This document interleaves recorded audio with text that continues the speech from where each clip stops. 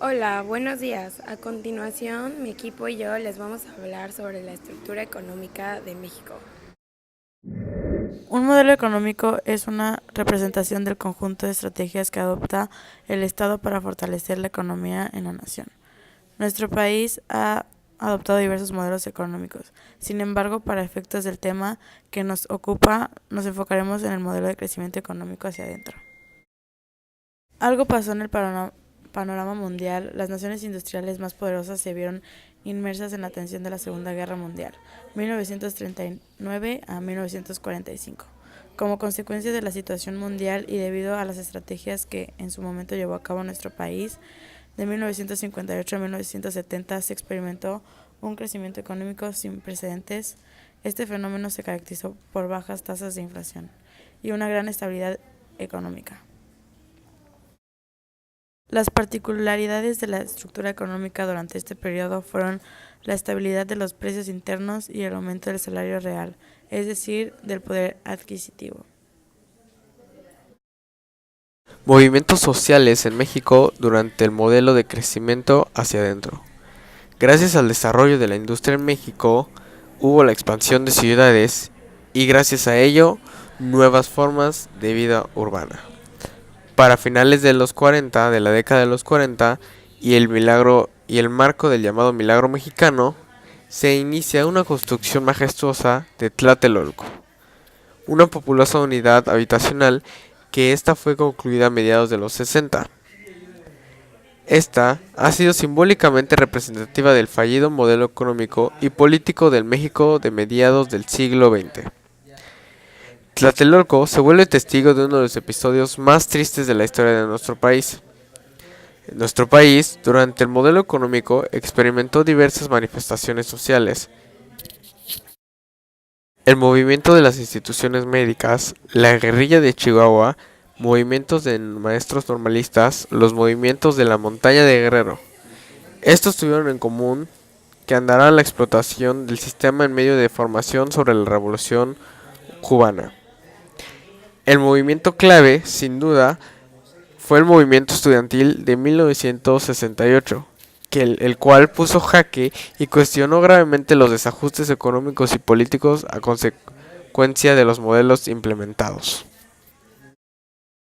El desenlace de este movimiento ocurrió el 2 de octubre con una cruel matanza y desaparición de centenares de jóvenes. El movimiento estudiantil señaló la gran distancia que existía entre la visión de un Estado que se empeñaba en modernizar a una nación bajo sus paradigmas de crecimiento económico y una población que subraya la incapacidad de este Estado y a que a su vez lo desafiaba con un conflicto abierto.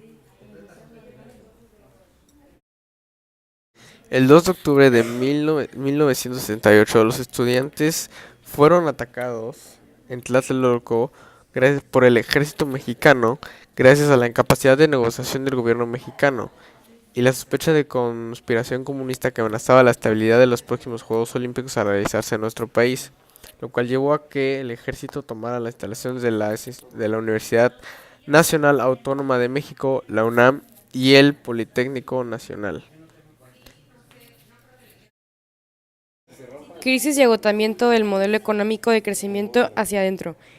El crecimiento económico de nuestro país, denominado el milagro mexicano, pronto llegó a su fin, pues como hemos mencionado, esta prosperidad económica no está beneficiando a toda la población mexicana, generando con ello una grave crisis en el campo mexicano, pensando que allí encontrarían oportunidades de crecimiento, pero en realidad se generaron los llamados cinturones de miseria.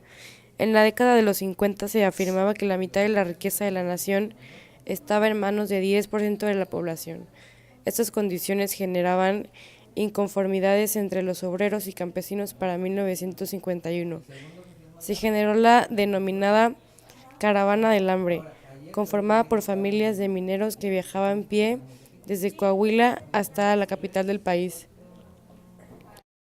Porque el crecimiento económico para algunos sectores estaba generando gran pobreza para las mayorías. La situación se hizo más compleja cuando el crecimiento de la economía mexicana empezó a verse reducida, ya que el campo era incapaz de soportar el crecimiento de la industria, lo que originó una baja de la producción de alimentos y diversas y como ello un déficit en la balanza comercial.